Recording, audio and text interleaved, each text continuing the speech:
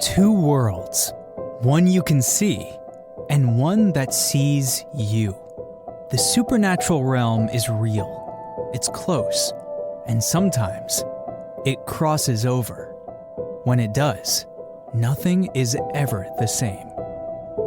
America's Lady of Supernatural Thrillers, Marianne Paul, is here to take you straight into the shadows. This is Real Ghost Chatter. True tales from the other side. Let's begin. Welcome to the Edge of Reason. I'm Marianne Paul, America's Lady of Supernatural Thrillers. And tonight we step into a mystery that has haunted investigators for decades. The Dyatlov Pass incident. Some horror stories are invented. Others are told to entertain, to give us something to feel in the dark without ever having to face it. But then there are the stories that do not stay in that space. The ones that actually happened. The ones that leave behind evidence, reports, photographs, and just enough unanswered questions to make sure they never really leave us. This is one of those stories.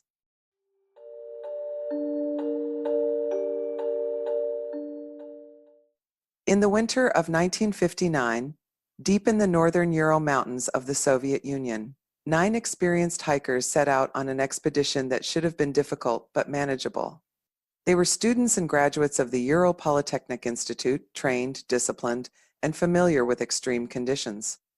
Their leader, Igor Dyatlov, was known for his careful planning, and the route they chose, though remote, was within their capability. This was not a reckless group. This was not a casual trip. It was supposed to end with achievement. Instead, it ended in one of the most disturbing mysteries ever recorded. When the group failed to return on schedule, there was no immediate alarm. Delays were expected in that terrain. Weather shifts, slower progress, or route adjustments were all normal. But as the days stretched on, concern grew. Eventually, search teams were sent into the mountains. What they found did not look like a delay. It looked like something had gone very wrong.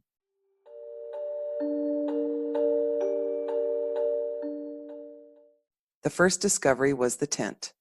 It was located on a slope of a mountain later named Dyatlov Pass, a place that would forever carry the weight of what happened there. The tent was partially covered in snow, but still standing. It had not been destroyed by wind. It had not collapsed in a way that would suggest a simple accident. It looked almost untouched, until they examined it closely. The fabric had been cut open from the inside, not unzipped, not carefully opened. Slashed.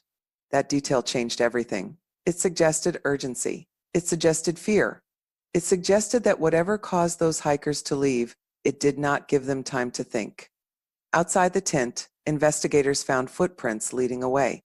9 sets. What made those tracks so unsettling was not just their direction, but their pattern. They were not scattered. They were not chaotic. They moved in a line, slowly descending the slope. It did not look like a panicked escape. It looked like something quieter, something controlled, something that did not match the situation they were walking into. And they were not dressed for it. Some of them had no shoes. Some wore only thin layers. In temperatures that could drop below -30 degrees Celsius, stepping outside like that is not a mistake people survive for long. The trail led into the forest below. That is where the first bodies were found.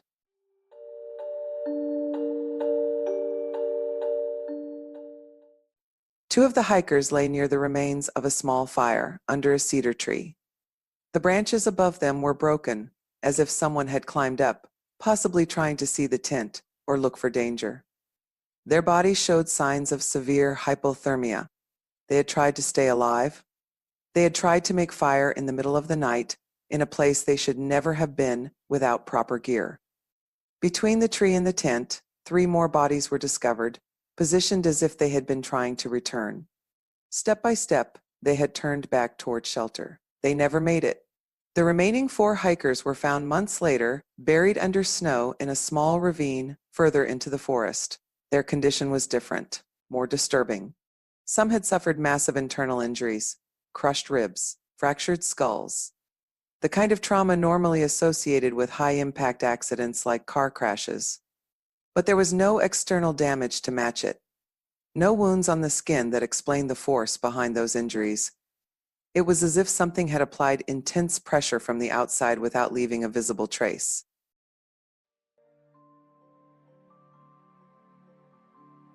Before we continue, something is calling people into the water off the coast of Alaska. They walk in and they don't come back. That is where the novel The Tide Weaver begins, and it only gets darker from there. This story is part of the Raven's Cove series, a supernatural thriller journey that moves from the wild Alaskan coastline to the shadowed swamps of East Texas. Along the way, you will encounter ancient curses, headless riders, and something far worse that refuses to stay buried.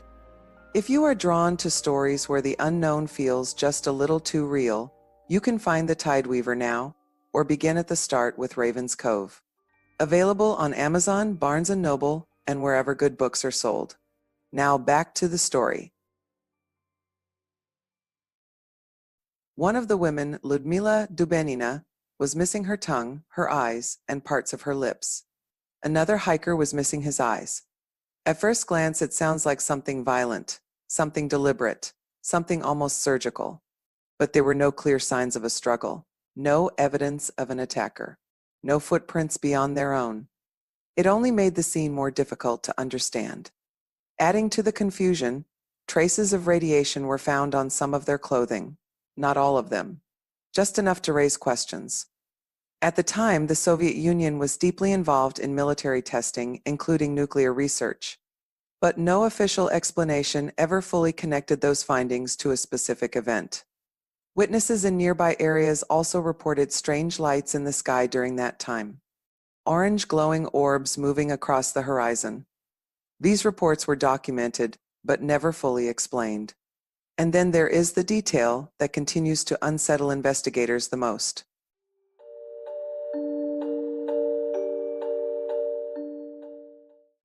There was no clear sign of what forced them out of the tent. No avalanche strong enough to justify the injuries and the distance traveled. No predator tracks. No evidence of another group. No sign of a fight. Just a quiet, controlled exit into conditions that should have been instantly life-threatening. For decades, theories have tried to fill that silence. Some researchers now suggest a rare type of avalanche, one that creates pressure without leaving obvious debris, could have caused the initial panic. Others believe it may have been a military test, possibly involving weapons that produced shock waves or radiation exposure. There are also explanations involving infrasound, a low-frequency vibration caused by wind patterns that can create feelings of fear and disorientation in the human body. And then there are the theories that move beyond science. Stories of an unknown creature, something watching from the tree line, something strong enough to cause internal injuries without leaving tracks. Stories of a presence. Something that did not belong to the mountain but was there that night. Even suggestions of extraterrestrial encounters fueled by the strange lights seen in the sky. None of these explanations fully account for everything. Not the calm footprints, not the injuries, not the missing parts of the bodies, not the radiation.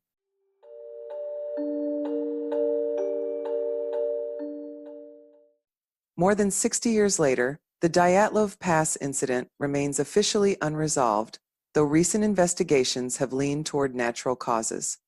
But even those conclusions leave gaps. Even those answers feel incomplete. And maybe that is what keeps this story alive. Not just the tragedy itself, but the silence around it. The unanswered questions.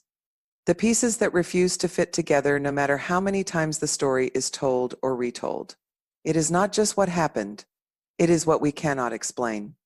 9 people walked into the mountains with experience, preparation, and a clear goal. They were not careless. They were not untrained.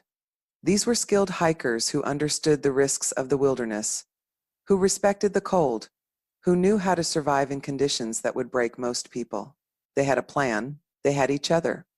And for a while, everything went exactly as it should have, until it didn't. Something happened that night that made them leave everything behind, not gradually, not carefully, not the way a trained group would respond to danger. There was no time to gather supplies, no time to dress properly against the freezing temperatures, No time to think through their next move.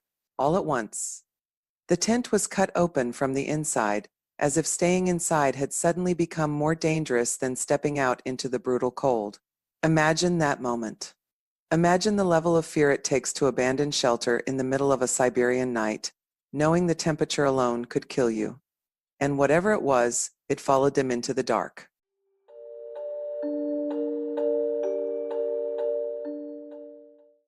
They didn't stay together the way you would expect.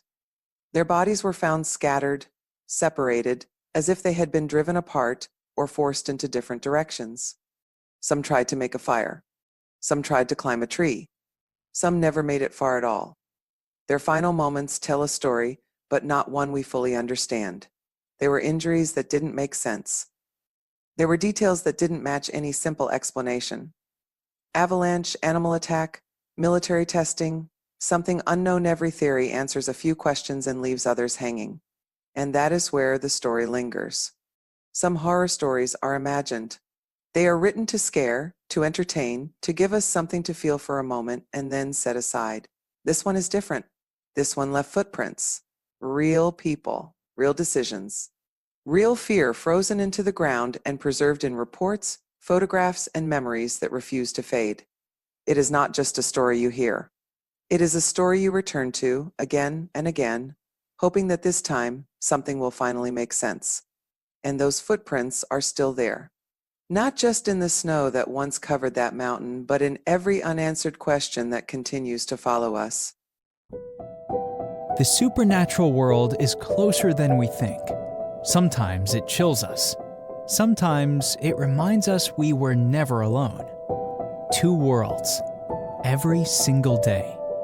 And the greatest power against the darkness has always been the light. Stay curious, stay faithful, and never mistake the darkness for the whole story. Thanks for listening. Until next time, may the sun always be on your face, the wind at your back, and the good Lord walk beside you.